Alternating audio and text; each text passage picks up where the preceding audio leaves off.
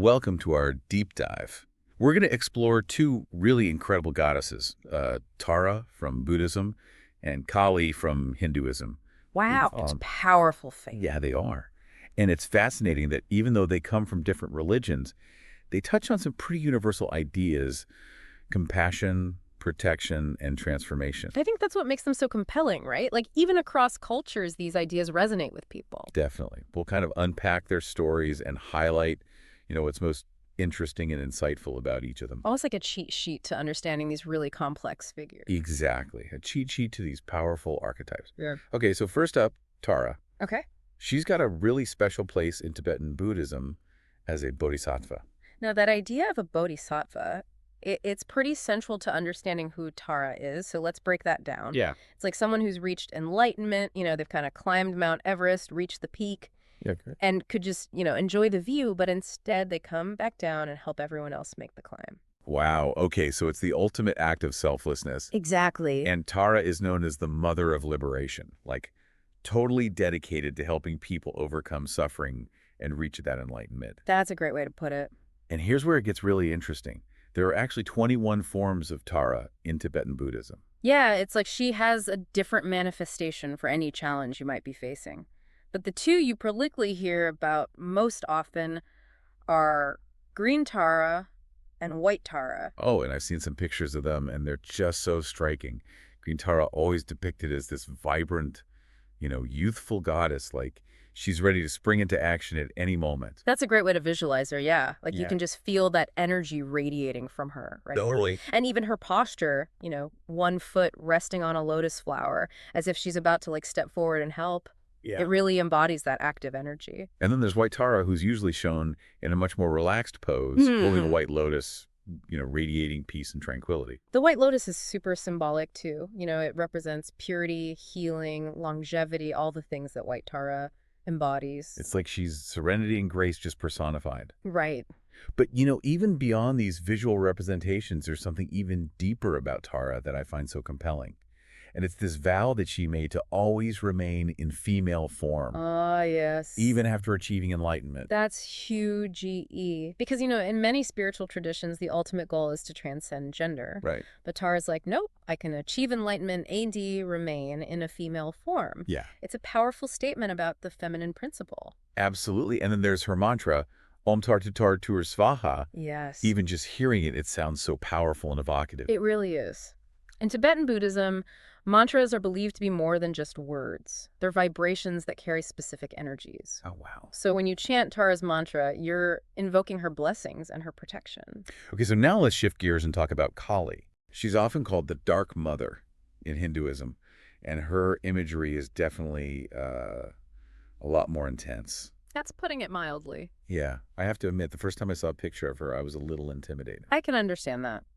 She's often shown, with dark skin, wild, disheveled hair, a necklace of skulls, Mhm. and a skirt of severed arms. It's not your typical serene goddess. Not at all. But I'm starting to get that there's a lot more to her than meets the eye. Oh, absolutely. The first thing to understand about Kali is that she represents both destruction and decreation. Oh, interesting. She's the embodiment of time change and that ultimate liberation that comes from, shedding your ego. So it's not about destruction in like a negative sense, Right. but more about clearing away what's no longer serving you. Exactly. It's like pruning a tree. You have to cut away the dead branches to make room for new growth. Oh, that's a good way to put it. Yeah. So even though her image is intense, it's ultimately about transformation and liberation. Precisely. And each element of her appearance, from the dark skin to the necklace of skulls, is symbolic. Okay, so tell me about those symbols. What do Yeah. they represent? Well, her dark skin, for example, it represents her ability to transcend all boundaries and limitations.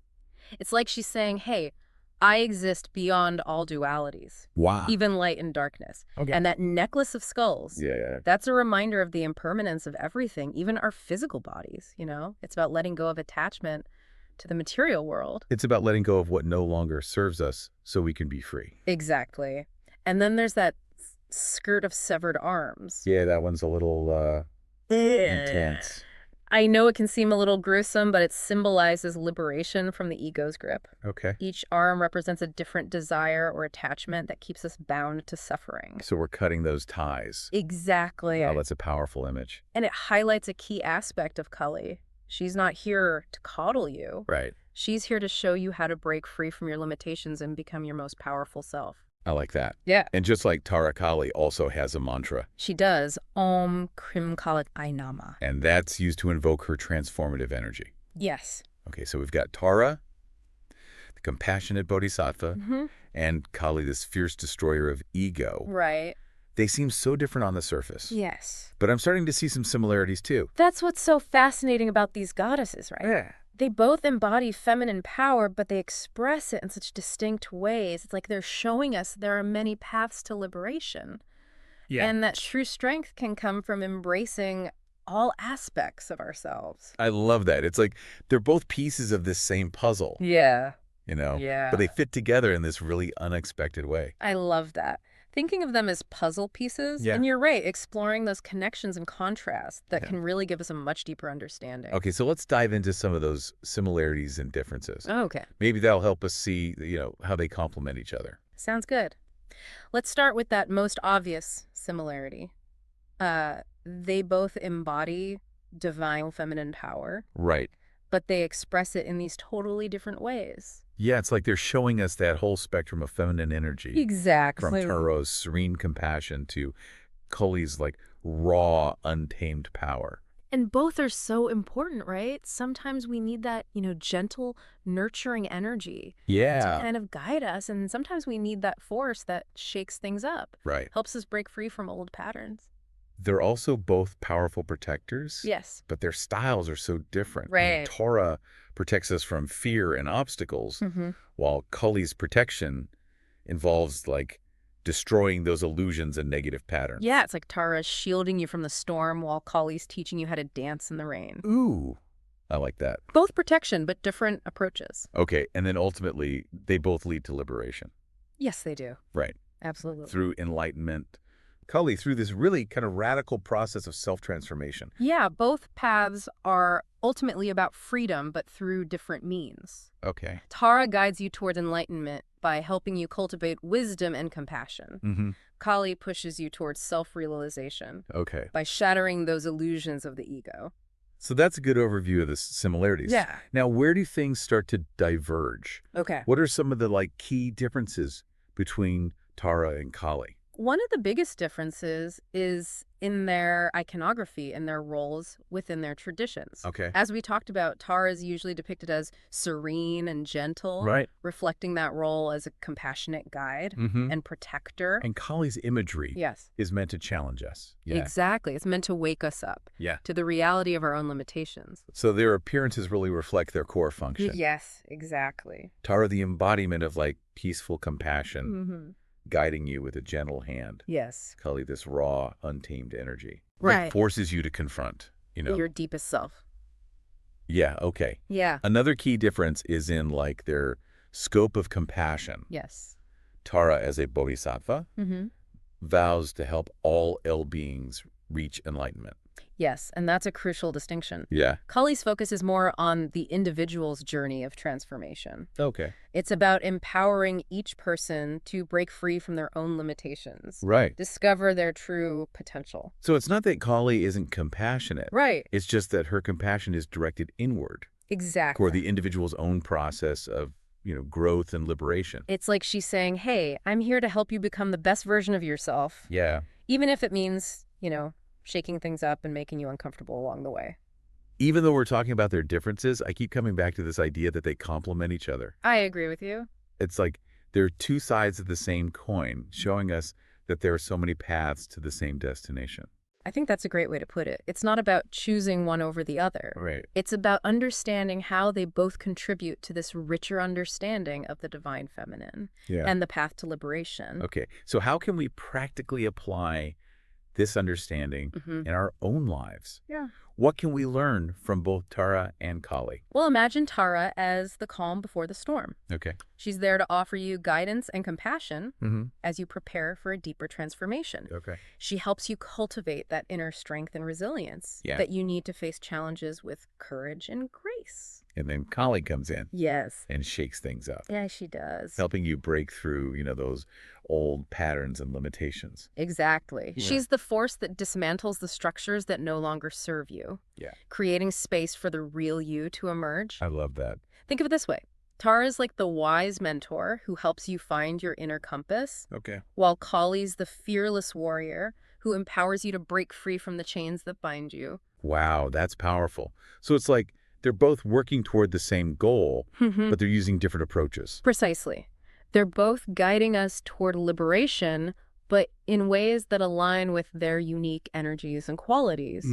Tara helps us cultivate inner peace and compassion, Yeah. while Kali empowers us to break free from those limitations and embrace our true potential. This is all so fascinating, Yeah, but I have to admit, it's a lot to take in. I know, right? It's like we've opened up this whole new world of understanding Mhm. about these goddesses, and it's making me rethink a lot of things. I think that's the point of a deep dive, right? Yeah. To kind of challenge our assumptions and expand our perspectives. Right. And with figures like Tara and Kali, there's always more to discover. So what's the takeaway here? What can we learn from these goddesses that can actually help us in our daily lives? Well, I think one of the biggest takeaways is that there are many paths to liberation, and they don't all look the same. Right. We can learn from both Tara's serene compassion, right? And Kali's fierce transformative energy. So it's not about choosing one or the other, Right. but understanding how they both contribute to a richer, more holistic understanding Exactly. of the divine feminine and that human journey towards self-realization. And I think it's also important to remember that these goddesses aren't just, mythical figures. Yeah. They're archetypes that exist within each of us. Oh, wow. We all have the capacity for both Tara's compassion and Kali's transformative power. So it's about recognizing those qualities within ourselves Yes. and learning how to access them when we need them. Precisely. It's about tapping into our own inner wisdom and strength Mm-hmm.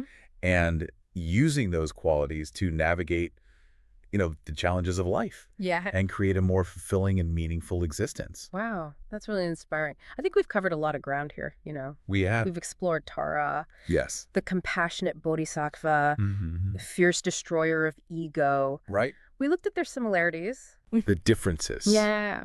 And how they can actually be seen as like complementary forces Yeah. on the path to liberation. They really are. And through it all, we've seen how these goddesses, even though they come from different religious traditions, Mm-hmm. offer these incredibly powerful insights Yes. into the nature of the divine feminine and the human quest for freedom. Exactly. So what do you think? What stands out to you most from what we've discussed? Honestly, it's that idea that we have both of these energies within us. Yeah. Tara's nurturing presence and then Kali's power to shake things up. It's like having these inner resources that we can tap into depending on what the situation calls for. Yeah, I love that. It's like having a toolkit, Yeah. with different tools for different tasks. Right. Sometimes you need a gentle touch. Other times you need a hammer to break through. And it's not about one being better than the other. No, not at all. It's about understanding the power of both Right. and knowing when to call on each of those energies. Exactly. It's about embracing the full spectrum, the light and the shadow. Yeah. And that's where I think Tara and Kali offer such profound wisdom. Yeah. It challenges those traditional notions of femininity. It really does. It's funny because when you think about typical portrayals of goddesses, Right. they're often depicted as these passive, delicate figures. Mm-hmm. But Tara and Kali are anything but passive. Oh, absolutely. They're active, they're powerful, Mm-hmm. they're even fierce when necessary. Yes. They represent a much more, complete and nuanced view of feminine energy. Yeah. One that encompasses both nurturing and strength. And it's not even just about feminine energy. Right. I think this is a message for everyone, regardless of gender. Absolutely. We all have that capacity for both compassion and transformation. This deep dive has been incredible. I know. We've learned so much about Tara and Kali, their similarities, their differences, how their stories can inspire us on our own paths. Yeah. And how they can be integrated, Yeah, totally. It's really sparked something in me, Hmm. a desire to explore these ideas even further. That's great. And remember, this is just the beginning. Yeah. There's so much more to discover about these goddesses and the wisdom that they Oh, offer. oh, for sure. So I encourage you to keep exploring, maybe delve into some of the art and stories associated with them. Yeah, Their imagery is incredibly powerful. absolutely. And for anyone listening who's feeling inspired, Yes. maybe consider this. If Tara and Kali represent two sides of the same coin, Yeah. compassion and transformation, how might understanding them better help you navigate your own challenges and seek personal growth? That's a great question. What resonates most with you from what we've discussed? It's a question worth pondering. Yeah. And as you reflect on these goddesses and their significance, remember that, the most important journey is the one that you take within yourself. Mm, So keep exploring, keep questioning, and keep listening to your own inner wisdom. beautifully said. Until next time, keep diving deep.